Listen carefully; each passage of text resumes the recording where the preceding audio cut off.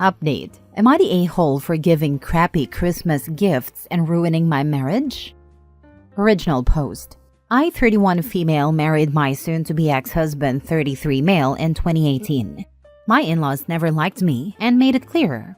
Soon-to-be ex insisted that they were just putting up a tough exterior and that they would grow to love me. To show how evil they are, one time, I joined them for dinner and brought a cake I had made because I was always raised to be a gracious guest.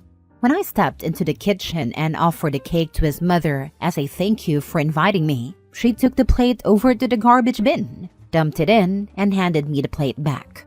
When I told my husband what she did, he confronted her, and all of a sudden, the crocodile tears started. She claimed she grabbed the plate but didn't get a good grip. Then I let go too quickly that it fell to the floor. So of course it had to be thrown away. My sister-in-law confirmed that was what happened. My soon-to-be ex owned his own business, and they called me a gold digger behind his back. Of course, they insisted on a prenup, which I didn't care about because I never thought my marriage would end. I thought it would appease them and might allow them to finally treat me kindly. Nope. His business failed once COVID hit. We went through his savings and my own trying to keep it afloat. I refused to go into debt to keep it going, so he closed it down. In 2022, he was suffering from really bad depression because he lost his business and couldn't find new work. He suggested we move to his hometown, closer to his family so he had a large support network. Against my best judgment, we did. He wanted to only work part-time while he tried to restart his business, so I became the main breadwinner. And as with most wives, I became the person in charge of buying gifts. Stupid me thought buying them thoughtful, expensive gifts would finally make them see that I wanted to be accepted by them. Gifts to us were always couples gifts, but were clearly meant for my soon-to-be ex only. Every holiday was spent with them. There were monthly dinners with the whole family. After a year, I realized that if I ever tried to talk or join a conversation, everyone would go quiet. So I just stopped talking when I visited. In earlier December, they finalized plans for Christmas.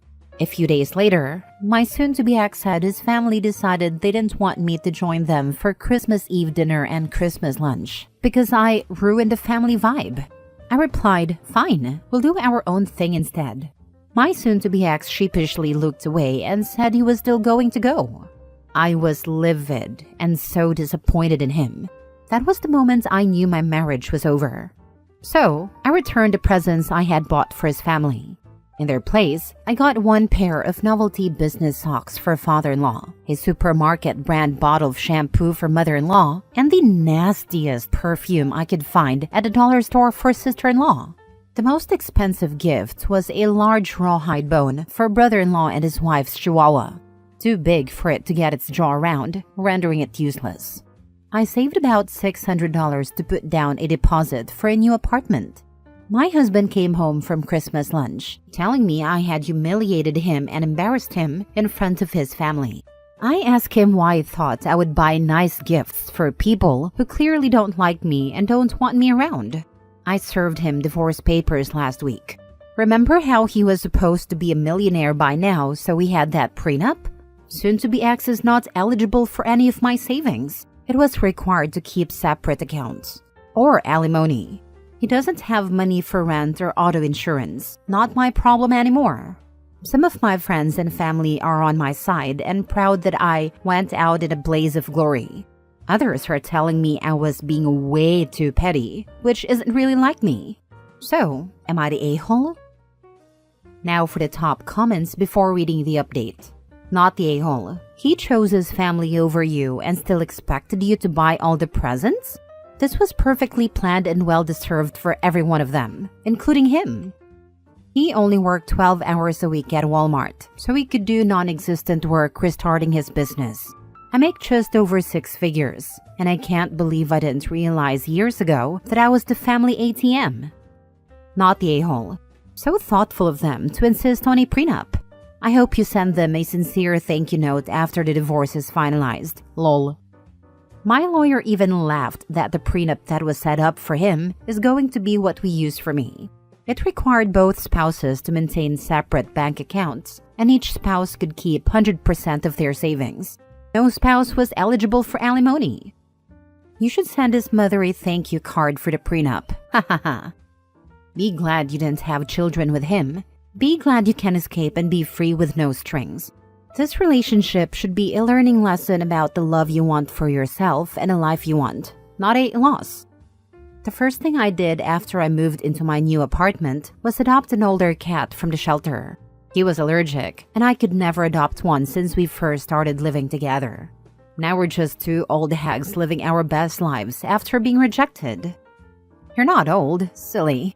So glad you're enjoying the company of an older cat who appreciates you and will show that far more than soon-to-be ex ever did. Now for the update. Many thanks to everyone for their support in my last post. I thought I'd set a small update.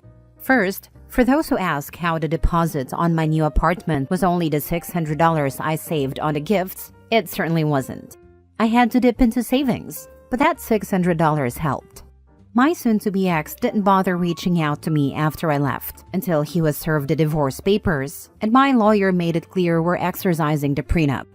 Then, for a few days, it was loving voicemails and texts, which I never picked up, from him and his family, trying to convince me to come back. When it became clear I wasn't budging, those messages eventually turned into threatening and cruel voicemails and texts. My lawyer suggested I don't block them so we have evidence of harassment if needed. Basically, give them the rope to hang themselves with. But then last night, I got call after call from my soon-to-be ex. Stupidly, I picked up, thinking there was some kind of emergency or something. I barely got hello out when he said, "The rent is a week late." I told him that's strange because I paid my landlord 6 days ago. He paused, sighed dramatically, and replied, "No, the rent for here." I reminded him that I don't live there and he shouldn't expect rent. Cue his parents both texting me that they're going to sue me to pay the remainder of the lease in full. I'm not worried about having an eviction on my record since the apartment is in his parents' names. When we first announced we were moving to his hometown, they rented an apartment for us right away so we could move in immediately. They've been renewing the lease each year. We had to pay his parents and then they would write a check to the landlord, who has no idea who soon-to-be ex and I are, let alone that we live there. Red flag, I know. I'm glad I had a few weeks to prepare to leave since they'd probably use the fact that it's their apartment to kick me out immediately. Divorce is probably going to be a bumpy ride with his man-child and his psycho parents. Any advice from anyone who's been through it is welcome. Do you even have a contract at a place your soon-to-be ex is living? I don't think they have a basis for suing you. Lol. What does your lawyer say? Lawyer is confident they have no leg to stand on. I haven't signed any type of lease, and utilities are in their name too, because they were afraid of having too many names connected to the apartment and a landlord finding out. So they're on the hook for everything that doesn't get paid. But hey, that was their choice and they're scheming. Fafo. They would be stupid to sue you. They're trying to hide what sounds very much like an illegal sublet from the landlord. If they sue, then many of the reasons you might have for not telling the landlord what's going on pretty much go out the window. Even if you don't particularly want to do it, defending against a suit could necessitate it. Once the landlord finds out, if they're going to evict, they're going to evict. Not your circus, not your monkeys. Of course, the fact that they thought doing an illegal sublet was a bright idea in the first place says a fair bit on its own. They might not consider that sort of consequences before jumping into those waters. OMG, this is priceless. They deserve everything they're gonna get with everything in their name. We're gonna need an update as things go. Don't block them, just mute them. Lawyer is right, use the prenup. Don't back down, you got this. Next story. Am I the a-hole for telling the sister of my father's widow that she needs to take care of her sister and leave me alone? My mom died when I, 38 male, was a young child, 7, and my dad remarried when I was 10. His wife believed she was becoming both a wife and a mom at the same time. But I wanted no new mom, and I never cared for her. I simply tolerated her presence because I believed my dad loved her and was incredibly happy with her. My dad died several years ago and he had written out all his wishes, including being buried with my mom, his one true love. He had planned everything and paid for it prior to his death. I had never felt any love or bond with his wife. So after my dad died, I faded from her life. She tried to initiate more contact and expressed that I was the child she always wanted, but could never have due to cancer prior to meeting my dad. But her feelings were completely one-sided. She offered to be a grandma to any future children I would have, and I told her it was better for her to just accept that I wanted no relationship. Her sister reached out to me in August and informed me that my dad's widow was in a nursing facility. She had developed some form of dementia and was also battling another health issue that escapes me right now. The sister said my dad's widow wanted to see me, and she wanted me to discuss care options with her. I told her I wasn't interested in visiting, and that there was nothing for me to discuss regarding her sister's care. I blocked her number at that point because she kept calling me back to back, trying to get me to talk more. She also left voice messages that were very emotionally driven. I didn't respond. In October, a random account DM'd me on social media, and I figured it was the sister again. The message said I left my poor defenseless mother to rot. I blocked the account and carried on. At Christmas, I got a call from the nursing facility stating that the family of my dad's widow had requested they reach out and invite me to see her over the holidays. In an attempt to persuade me, the nurse told me that my dad's widow mentioned her son a lot. I explained that I had no interest in visiting and did not wish to receive any further communication about her, which the nurse accepted.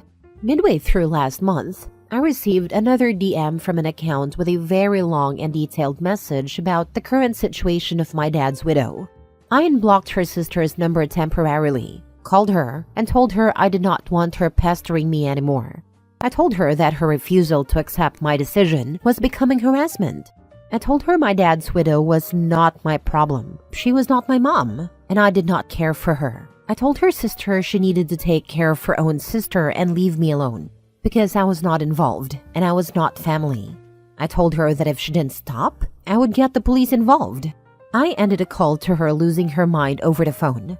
I blocked her again and followed up by replying to the DM so that it was written somewhere that I did not want any further contact, as we had discussed on the phone. Am I the a-hole?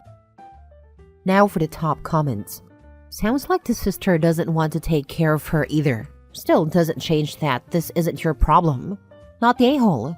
I'm sorry about your mom's passing when you were so young. That is always hard, and about your dad. Thank you. Losing my mom was very life-altering, and it's not something I would wish on any child.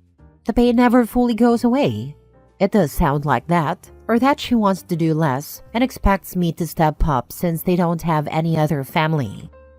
Sadly, it sounds as if your father married a second wife to have someone to care for you while he was presumably working, and maybe for companionship. It also sounds like she married him to have a family she couldn't have otherwise. In fact, going back into the olden days, these sorts of marriages happened all the time. My mom had a cousin who lost her husband and unborn child in a terrible car accident. She was very young. So my family set her up with a young man, not too much older than her, whose wife had died, and she raised his two very young daughters. It worked out well for them. They even had a child together. But the reason it worked out for them is that, while this cousin showed the children love and kindness, she did not expect to be their mother. She didn't expect to replace their mother. All she expected was that they showed her respect, and she was the one looking after them. They grew a natural bond over time. Your father's second wife, however, sounds like she pushed. She was obviously desperate to have a child and thought you were her ticket. But children are not dolls. They have feelings. Now her family doesn't want to pick up the slack or take care of their relative in a care facility, so they think you should take that on. Unless your father's will stated otherwise, that she should be cared for until death like some people do for their spouses, it doesn't fall to you to fix everything. Good luck to you. Last story. Am I the a-hole for telling my ex to figure it out or his not seeing the kids again? My ex and I share custody, so the way our system works is that we each take the kids in our assigned days, sometimes the weekends too. He hasn't been doing what he's supposed to do. It's been like this for 3 weeks now. It's stupid how long this has been going on. I try to express to him that we both need to be working with our kids, not just me. His mother was diagnosed with dementia a month ago, and that's when everything changed. His siblings didn't want their mom living with them, so my ex had to take her in since he doesn't want her in a home. His other kids also live with him. He told me he can't keep taking the kids because his mom is a lot to handle. I felt as if he just didn't want the kids. Last week was our oldest son's birthday, and he didn't even call to wish him a happy birthday because he was out having fun with his other family. Just imagine how the kids feel. Listen, he never wanted to watch our kids because he fought not to be in their lives, but it backfired. I don't have many people around me to help with the kids, so I'm doing it by myself. I had to call off work twice to pick up my kids from school when it was their father's weekend to get them. It's messing up my life and theirs. When the kids try to call him, he makes up an excuse or just doesn't pick up. He could get help from all these homes so his mother can get professional care, but he refuses. Even when I try to help him, he didn't care. I try to call him, but no one picked up. I just texted him a long paragraph because the more I try, the less he seems to care. I told him to figure out a situation or he won't see the kids again.